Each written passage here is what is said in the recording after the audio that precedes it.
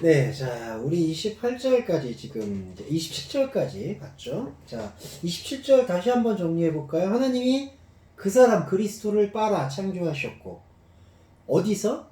자기의 본질 안에서. 그러니까 그리스도 예수의 탄생은 겉사람의 탄생이 아니에요. 본질의 이중 강조예요. 그러니까 하나님의 본성과 하나님의 본뜻 안에서 말씀이 육신돼서 나오셨어요. 그렇기 때문에 그 말씀의 육신인 것을 우리가 취할 수 있는 거예요. 그게 여자와 남자 되는 자칼레케바의 역사예요. 왜냐하면 그 사람인 그리스도가 남자와 여자가 되니까. 그리고 마지막으로 그 남자와 여자가 되었던 그리스도의 말씀을 품고 잉태하고 그걸 묵상하는 우리 그리스도인은 오탐, 그들이 되는 거예요. 그들을 하나님께서 계속해서 창조하십니다. 이 창조는 정말 중요하죠. 왜냐하면 창세기 1장 1절에 태초 안에 하나님이 그 하늘과 그 땅을 창조하셨으니까. 그 땅의 역할이 바로 하나님이 지금 한글 번역에는 없지만 27절 마지막 문장에 파라오탐에 담겨 있다고 보시면 돼요. 하나님이 그들을 창조하고 있어요. 이때 그들이 그렇기 때문에 1장 1절과 접목을 해보면 땅이 되는 거죠. 하늘을 만난 땅. 자, 그 하늘을 만난 땅이 어떻게 되냐면 하나님이 28절에 그들에게 복을 줘요. 바라크 오탐. 그러면 여러분 아시겠지만 27절에 지금 마지막 문장에 한글 번역에 생략된 부분 파라오탐이 있었죠. 그들 땅. 28절에 하나님이 복을 바라크 하셨던 복을 준 대상이 그들인 거예요. 우리 그리스도인. 그러니까 이때 그리스도인이라는 게 그들이라는 게 뭐 여러 사람의 그들을 얘기하는 게 아니라 여러분 각자의 말씀에 비추는 그릇으로서의 그들, 그런 복수라는 거죠. 그러니까 여러 사람들을 얘기하는 게 아니라 자기의 인생 전체를 얘기한다고 보시면 돼요. 하나님이 그들에게 복을 주시면서 말씀을 하실 때, 자, 땅에 생육 번성 충만하라고 하죠. 자, 생육 번성 페루 그 다음에 라바 그 다음에 마레 이 세 가지 단어를 지난번에 다섯째 날인가 설명드렸죠. 다섯째 날에 생육 번성 그거 충만. 자, 이게 뭐냐? 열매를 맺어서 차원의 다름을 경험해서 충만의 상태로 나아가라. 그게 바로 생육번성 충만이에요. 그러니까 땅인 우리가 하나님의 말씀의 열매를 맺어 그 말씀의 열매로 인해서 무한한 증폭을 맛봐야 된다는 거예요. 이때 증폭이 인간의 시간에서의 양적 성장이 아니라 하나님 차원에서의 영적인 성장을 의미해요. 오해하지 않으셔야 되는 건 이때 성장이란 단어가 그냥 교회에서 사용하는 그냥 내가 뭐가 잘하고 인품이 잘하고 이런 맥락과 차원을 얘기하는 게 아니라는 거예요. 성장이란 단어도 굳이 동원하자면은 성장이란 단어지 그 무한한 라바 하나님 차원에서의 증폭은 상상을 초월할 수밖에 없는 거죠. 왜냐하면 우리의 존재가 하나님의 신성한 것을 받아들이니까 하나님의 완전하고도 오묘한 그 신비로움을 우리가 체감하는데 감당이 될까요? 감당 안 됩니다. 근데도 우리는 그거를 말씀의 그리스도로서의 말씀 열매의 맺음을 통해서 묵상을 통해서 계속해서 나아가는 거예요. 그게 충만하고자 하는 절대 충만의 사역이라는 거죠. 그래서 하나님이 땅에게 이러한 얘기를 하는 거예요. 그리고 또 이게 카바스라는 단어 나와요. 땅에 정복을 하라, 땅을 정복해라라는 단어가 나오는데 땅을 정복하는 얘기가 아니에요. 이 스트롱 코드 3533으로 되어 있는 이 카바스는 땅에 흡수되란 뜻이에요.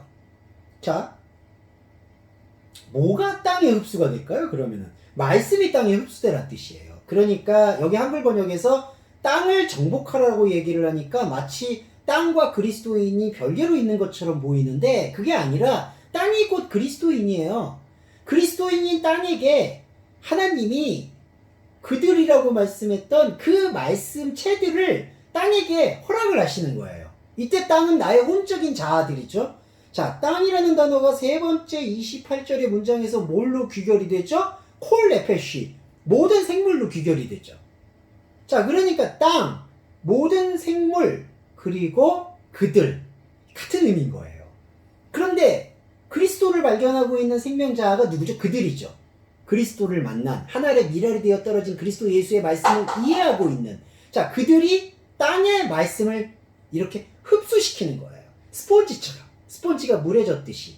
그래서 땅을 정복하는 뜻이 무슨 뜻이냐면 그들인 말씀을 깨달은 하나님의 창조체인 너희들아 땅에 들어가라. 땅은 우리의 혼적인 인생을 뜻하죠. 그 땅에 들어가라. 땅을 변화시켜라. 이때 변화가 인성 변화 아니에요. 하나님의 말씀으로 완전히 흡수되어라. 그러면 너희 모든 생물이 생명 가운데로 재편될 것이다. 재편, 재구성, 그게 다스리라는 뜻이에요. 28절에 라다흐. 자, 이렇게 되면은 우리 안에서 뭐가 되죠? 자, 우리 구약의 성경에서 중요한 단어 가나안 나오잖아요. 가나안의 회복이 땅을 정복하라는 한글 번역과 일치하는데 땅을 정복하라는 뜻이 아니라 땅 안으로 흡수되는 거죠. 그들이. 말씀체인 그들이. 자, 그렇게 되면 29절에 내가 온 지면에 씨 맺는 채소, 씨 가진 열매 맺는 나무를 너희에게 준다. 여기서 너희가 누가 될까요? 바로 너희의 이 2인칭 단수, 2인칭 복수는 그들이에요. 여기서 상당히 그들이 중요한데 한글 번역의 아쉬움은 그들이 빠졌어요. 오타미. 근데 그들에게 지금 주는 거예요. 자꾸 왜 그들이라고 표현할까요? 이건 그리스도인의 연합의 상태를 설명하는 거예요. 아, 그리스도인이 연합되어진 것은 그리스도의 말씀으로 인해서, 그래서 그걸 크게 하나님께서는 우리라고 불러주셨구나. 그거를 절대 충만과 절대 겸손을 계속 깨달으라고 너희, 그들, 이걸 계속 표현하는 거예요. 자, 그들은 뭐가 지금 양식이 되냐 하면 너희 식물이 되리라 라고 지금 번역이 됐잖아요. 이게 바로 이제 아켈라인데 아켈라흐, 레아켈라흐, 이게 식물인데 살아있도록 하는 양식이 될 것이다. 그러니까 이게 식물이라는 단어라기보다는 생명 양식이라는 단어와 일치할 수 있다는 거죠. 그러니까 너희라고 지금 해석되는 연합된 그리스도인은 뭐가 양식이 되어야 되냐 하면은 씨 맺는 모든 채소와 씨 가진 열매 맺는 나무가 되어야 된다는 거예요. 여기서 자라가 나오죠. 씨. 이 씨가 뭐죠? 그리스도의 말씀이죠. 자, 그리스도의 말씀을 받으면, 자, 우리의 영적 자아가 눈을 뜨죠? 너희가 눈을 뜨죠? 그러면 너희라고 했을 때 여러분 이게 어떤 자아죠? 스피리추얼 에고예요. 너희의 영적 자아예요. 그리스도와 연합되어 있는 그리스도인의 모습이에요. 그런데 여러분 1장 전체를 놓고 봤을 때 그리스도인의 영적 자아와 함께 동시에 공존하고 있는 게 뭐죠? 크로노스적 자아, 혼적 자아예요. 자, 이거를 넓게 보면은 아까 26절에 하나님이 우리의 본질 안에서 우리의 겉모습대로 사람을 아샤하자라고 얘기했죠. 그러면 보세요. 우리의 본질 안에서의 본질이 씨를 품고 있는 연합된 영적 자아라면 겉사람을 상징하고 있는 이 때무트는, 겉사람을 상징하고 있는 때무트는 무엇을 얘기하느냐? 혼적 자아를 얘기해요. 혼적 자아는 우리의 유한성을 깨닫게 해주고 하나님과 다른 절대 겸손을 계속 고백하게 해줘요. 그래서 이게 역설적이게도 로마서에서 죄가 더한 곳에 은혜가 넘친다라고 더하는 거예요. 이때 죄가 더한다라는 것은 겉사람의 고백이에요. 그러니까 내가 죄를 더 많이 졌다, 자범죄 영역을 얘기하는 게 아니죠. 하나님과 다름을 깨닫는 혼적자의 영역이에요. 근데 혼적자의 영역을 깨닫는 것이, 이걸 깨달았다라고 얘기할 수 있는 전제는 연합되어 있는 그리스도인의 말씀자인 영적자가 살아있을 때만 가능한 거예요. 영적자가 살아있지 않다면 혼적자가 뭔가 내가 하나님과 다르다, 내가 죄인이다 이렇게 고백한다라는 게 의미가 없어요. 그러니까 우리가 그냥 감정적으로 의식적으로 내가 죄인입니다, 내가 잘못했습니다 그렇게 고민하고 그렇게 고백한다고 해도 아무 소용없어요. 아무 소용없습니다. 영적자의 생명을 깨달아서 내가 하나님과 함께하고 있다, 하나님이 나를 보고 있고 내가 하나님을 보고 있다라는 그 생명의 황홀함을 느끼는 존재가 절대 겸손인 하나님과 내가 다르구나라는 것도 유의미하게 고백할 수가 있다는 거죠. 이 말씀을 드리는 맥락은 29절에 씨 가진 채소와 씨 가진 나무를 너희에게 주니 너희 양식이 된다라는, 이때 우리가 먹을 양식인 씨 가진 것은 영적 자아의 말씀이고, 30절에 땅의 짐승 공중의 새 생명이 있어 땅에 기는 모든 것은 내가 푸른 풀을 양식으로 준다라고 얘기를 한 거예요. 자, 푸른 풀을 양식으로 준다고 했을 때 이때 푸른다고 얘기한 푸른 풀이 어떤 단어가 됐냐? 이게 예레크스테스예요. 에세 죄송합니다. 예레크 에세부가 뭘까요? 이게 씨를 갖지 않은 창백한 풀이라는 거예요. 그러니까 앞에 29절에서는 자라가 쓰였고 씨를 가진 게 쓰였고 30절에서 푸른 풀이라는 것은 씨가 없는 거예요. 이건 뭘까요? 흘러가는 거예요. 이게 유한한 거예요. 혼적인 자아예요. 크로노스를 살고 있는 우리의 모습이에요.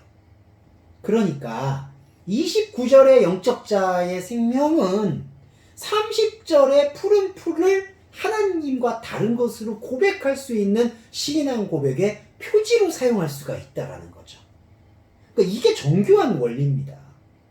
그러면서 31절에서 마지막으로 하나님이 지은 것을 보시기에 심히 좋았다라고 얘기하죠. 비교급이 아니에요. 심이라는 게. 이게 메오드 토브예요. 메오드. 그럼 이건 뭐냐? 토부의 영역에 대한 선함의 영역에 대해서 우리가 자칫 잘못할 수 있는 인간의 차원에 빠져들 부분을 경계하시는 거예요. 좋은 건데 우리는 좋다라고 얘기하고 선하다라고 얘기하면 비교급으로 이해를 하잖아요. 그런데 그게 아니라 이것은 하나님 차원에서의 선함이다. 곧 구원 계획이다. 그거를 밝히는 행동이 이 부사 메오드예요. 심히 좋았다. 그러니까 토부 메오드. 심히 좋았다. 그러니까 이게 비교급으로 아주 좋았다. 다른 것보다. 그러니까 다른 날들보다 사람을 창조하니까 더 좋았다. 이거 아니에요. 이게 지금 마지막으로 안식으로 넘어가니까 여기서 하나님께서는 이 말씀을 통해서 우리한테 다시 한번 확인을 시켜주는 거예요. 신약 성경에서는 예수님이 이런 기법을 어떻게 사용하시냐면은 내가 진실로 너희에게 이르노니라는 말 기억하시죠? 아멘 아멘. 그러니까 그냥 진실이란 말 써도 되는데 다시 한번 진실을 2번 강조하는 건 같은 의미를 더 힘세게 강조한다는 얘기가 아니라 이 의미가 너희들 인간의 차원에서만 머무르는 게 아니라 하나님의 영적 차원에서의 풀어짐을 함께 내포하고 있다는 것을 다시 한번 확증하신다는 거죠. 그러니까 여기 보세요. 31절에 심히 좋았다라는 이 토브 메오드는 하나님의 구원의 완성을 창세기 1장이 기록하고 있다라는 것을 반증한다는 거죠. 그러니까 멀리 있는 어떤 그 물리적 창조에 대한 하나님의 창조적 신비를 경외하기 위한 의도와 목적으로서 창세기 1장에 쓰인 것이 아니라 하나님의 인간의 구원과 인간의 타락된 하나님 모르는 상태에서부터의 구원을 이루기 위한 창조 계획을 기술하고 있다. 그렇게 보는 게 정확한 창세기 1장을 보는 눈이 된다고 저는 확증합니다. 자, 이런 맥락으로 들여다봤을 때는 오히려 리버스 이펙트가 일어나는 게 뭐냐? 무슨 뜻이냐? 이렇게 하나님의 구원과 창조 계획을 봤을 때 하나님이야말로 정말 이 모든 것을 창조하신, 이때 모든 것은 어떤 눈에 보이는 세계의 모든 것, 이 모든 것을 창조하신 창조주이구나라는 실질적인 믿음이 우리 안에 들어온다는 거예요. 내가 하나님이 모든 하늘, 땅, 별을 창조하신 것을 믿어라고 하는 그러한 자기 믿음의 얄팍함이 아니라 어쩔 수 없이 내가 부정한다, 안 부정한다라는 그런 여부를 뛰어넘어서 하나님께서 나 하나를 위해서 이 모든 것을 창조하시는 빠라의 역사 속을 펼치시는데 하나님이 이 모든 물질계를 창조하신다는 건 너무나 당연하지 않느냐. 이 원리로 우리의 신앙 체계가 바뀌어야 된다는 거죠. 네, 이렇게 꽤 좀 더 시간을 할애해서 창세기 1장의 내용을 조금 살펴봤습니다.